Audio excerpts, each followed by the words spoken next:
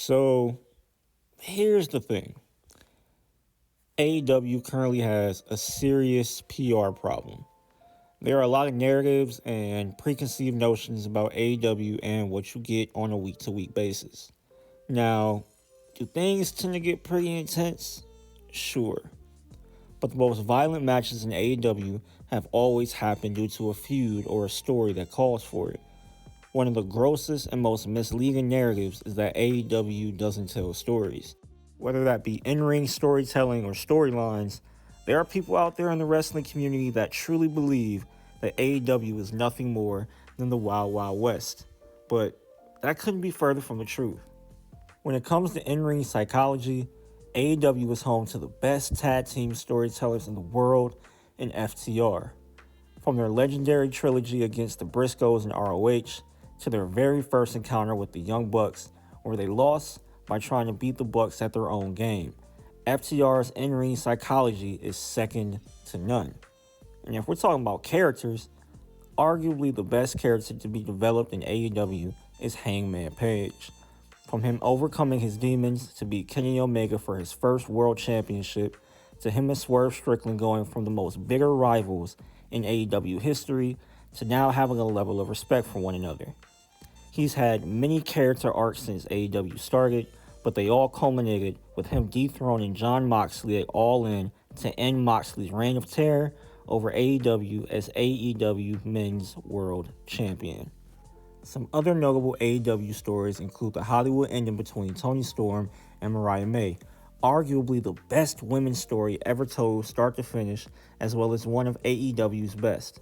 Some others are Bryan Danielson winning the world title at Wembley, Chris Statlander winning the world title after years of unfortunate setbacks, the betrayal of Will Ospreay by Kyle Fletcher, Don Callis quite literally stabbing Kenny Omega in the back, and Wardlow finally turning his back on MJF after months of disrespect.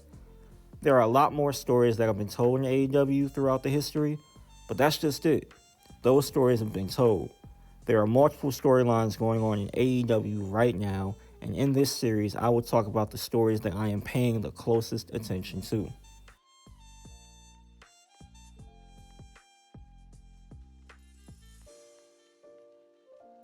At All In 2025, MJF won the Casino Gauntlet Battle Royal to win a contract for an opportunity at the Men's World title. The only man to have an opportunity to cash in the contract so far has been Christian Cage. In an angle I understand, especially with everything that happened after, but I ain't gonna lie, I wasn't a huge fan of it. The contract at that point worked essentially like Money in the Bank. You can run in and have a world title match at any point that you choose. There haven't been any successful cash-ins yet, which is a nice touch. Just because you win a contract doesn't mean you automatically become champion. After MJF and Athena won the contracts, the rule was changed, and now you must give at least a week's notice before activating the contract. MJF already technically cashed in his contract, but found a way to have the match with Hangman Page at Forbidden Door while keeping it. Where some see a booking inconsistency, I see an opportunity. If Max has already found a way to skate by the rules based on his character, what makes us believe he won't do it again? The fact that this new rule completely undermines him as a character is exactly why it intrigues me. When MJF returns, I truly believe that he will find a loophole to activate that contract without having to wait the full week. Maybe he says something like, "I won that contract and signed it before your stupid little rule change, Tony, and my lawyers have deemed this change not legally binding. Therefore, my title win stands as legit, and whether you like it or not, I am your world champion." But the question is, when is Max returning? He's been nearly radio silent since losing to Mark Briscoe at All Out. Or will this lead to a character change for Max? Did losing to Briscoe force him to decide that he wants to straight up prove that he can beat whoever's champion at that point?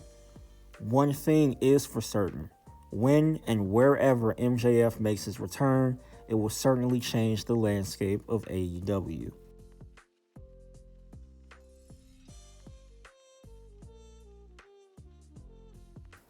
In pro wrestling, you have protagonists, antagonists, and other character archetypes. Arguably the most prestigious title that can be given to someone is the title of ace. A man or woman who may not always be the champion or the focal point, but when the ship needs to be settled and when the company is going through a rough time, the ace is the one to take the wheel.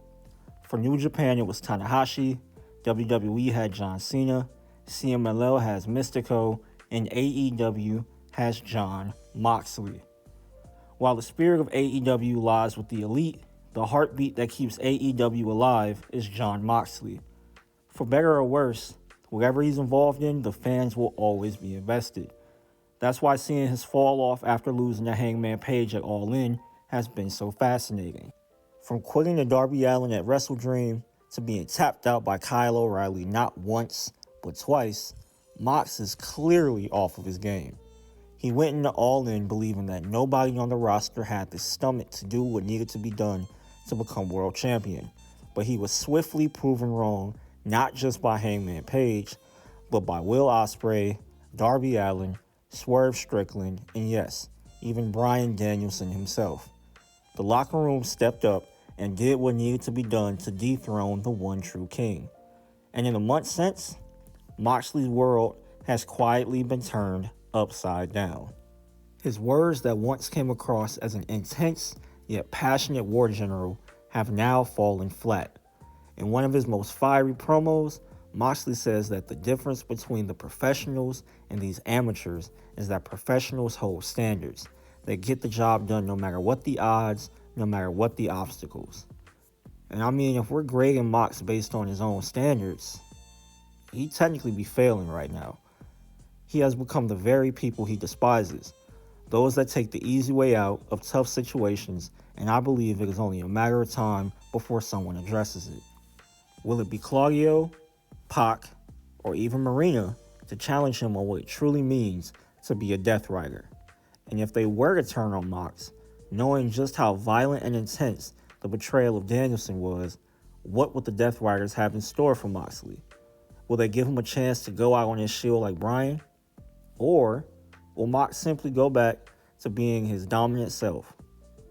In a promo after becoming the undisputed AEW champion, Mox said that the people who doubt him and write him off have never mattered, and that he is the answer to every question in pro wrestling.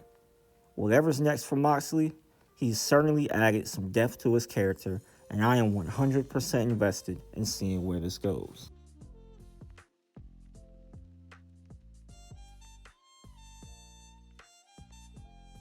Part of this series will be stories that aren't necessarily being alluded to, but storylines that I see the potential to happen. And the first scenario that I see happening is Toni Storm turning on Mina Shirakawa. Although AEW may not acknowledge it on screen, the last time Toni allowed someone as close to her as Shirakawa is, she got stabbed in the back and ultimately lost the world title. She eventually won it back, but she won it and defended it alone.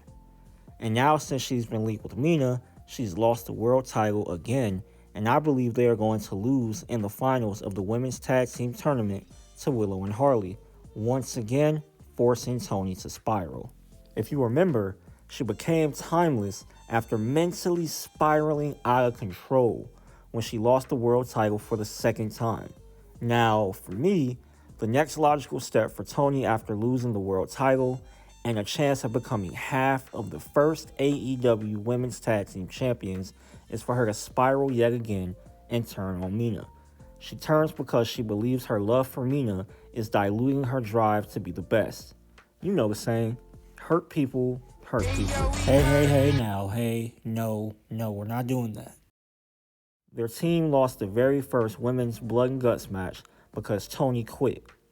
Not because she was in any danger, but to save Mina.